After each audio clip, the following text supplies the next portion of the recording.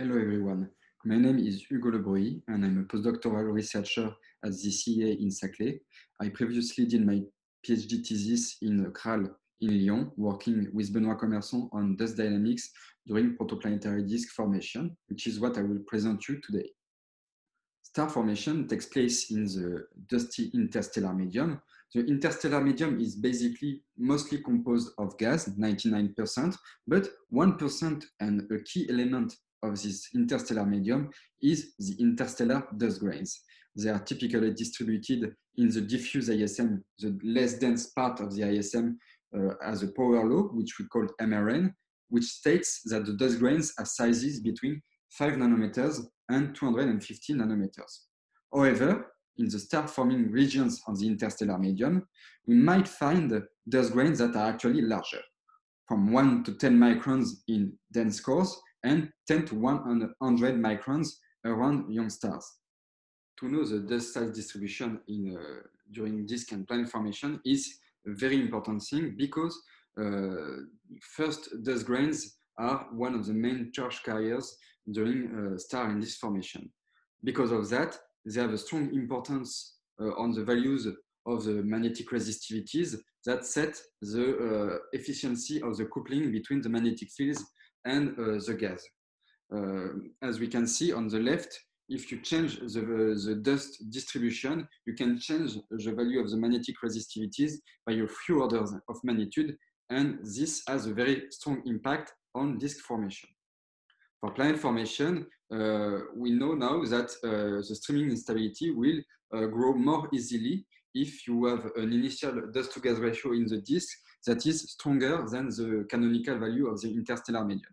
So we need dust-to-gas ratio larger than 1%. Even by a few, it will be enough to trigger the streaming instability. Additionally, growth will be more efficient than radial drift, and so we can overcome the radial drift barrier if the dust-to-gas ratio is typically larger than h over r square, and this value of h over r square is typically of the order of 1% in protoplanetary disk.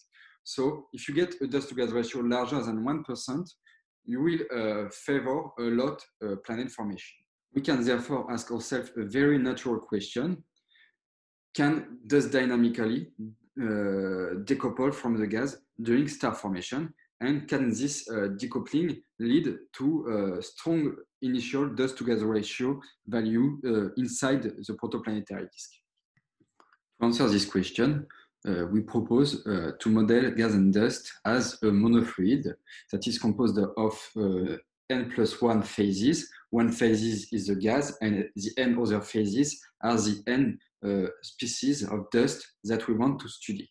The monofluid equations in the context of magneto-hydrodynamics and with neutral grains are presented here. In the purpose of this study, we solve these equations using the code RAMSYS and the dust solver that have been implemented in 2019. So RAMSYS is an Eulerian code that works on an AMR grid, which is perfectly adapted for star formation simulations. More particularly, we use it to study the dynamics of dust grains in the early phases of star and disk formation. For that, we carry out protostellar collapse simulation of gas and dust clouds with and without magnetic fields, and with various initial dust size distribution, and we modify the initial dust cloud stability to check for the impact of the initial condition on the gas and dust decoupling. These initial conditions are set by the Bose and Bodenheimer method, where we fix the initial cloud radius by the thermal to gravitational energy ratio. We fix its angular rotation velocity by the rotational to gravitational energy ratio. We fix the magnetic flux by the mass over flux over mass over flux critical ratio. And we use a barotropic equation of states to reproduce the physics of the early phase of the protostellar collapse. On top of that, we include dust dynamics and multiple dust species. We initially consider a dust size distribution that is similar to the MRN dust size distribution, so a power law, but we allow ourselves to increase the maximum grain size of our initial distributions to search for a typical size where the dust will decouple from the gas. Here, I will present you one of the models that I've computed. So it's basically a dusty collapse simulation where I extended the MRN dust distribution up to 160 micron grains. On the left, you will see the gas map, and on the right, you will see the dust map of the largest dust grains. The color bar is chosen so that it will match if the gas and dust are perfectly coupled. So if the dust to gas ratio remained constant.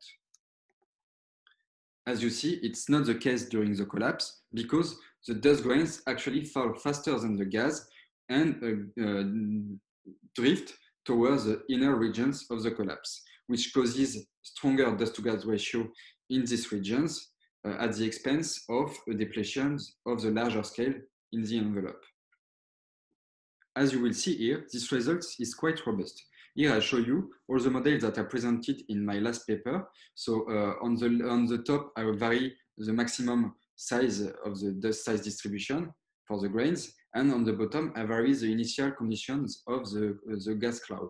So here, if you consider only small grains, so maximum of 139 nanometers here and 23 microns here, then you get always a very strong coupling between the gas and the dust.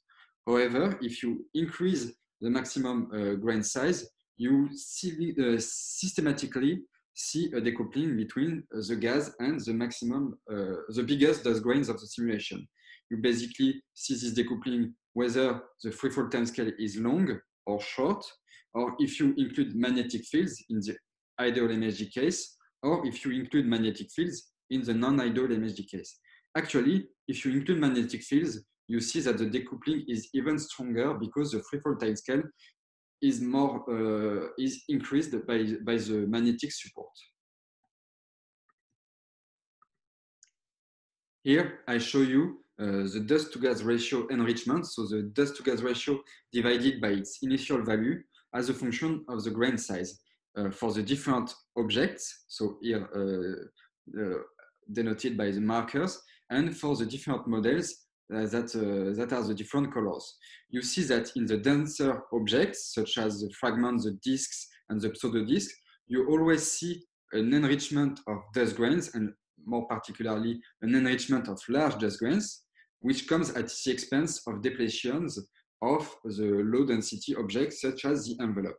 If we now plot this dust enrichment as a function of the Stokes number, we notice that it varies exponentially with the Stokes number, which can allow us to analytically demonstrate criteria for gas and dust enrichment. So with this criteria, we found that for an increase of dust to gas ratio of a factor of 2 in the disk, we need a Stokes number of about 1 to 2%.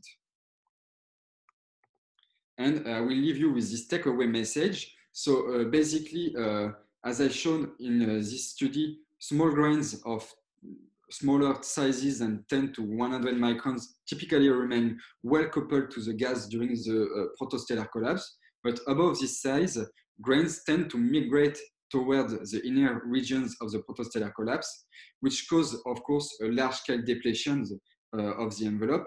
But in the disk, we can form an object that is rich in dust as long as your Stokes number is larger than 1% initially in the cloud, which corresponds approximately to grains of about 100 microns if you take grains of densities of 1 gram per centimeter cube. These sizes will decrease if you take denser grains. We also shown that the enrichment varies exponentially with the Stokes number. So as long as you decouple even stronger if you increase even more the size. But there are 3 things that I didn't consider in this study. First, I didn't include the charge of the dust grains. Then I didn't include the coagulation and fragmentation of dust that can change the size distribution of dust grains over time. And then it will also change the coupling between the dust and the gas. And finally, I didn't evolve the simulation up to class 3 stars like Ashaito. And so one of the things that should be investigated in the future is to carry out protostellar collapse simulation that are integrated a long time after the disk formation, so that we can start to have constraints of this that we are actually actually able to observe in great details. And with that, I will thank you, and I will take any questions that you may ask.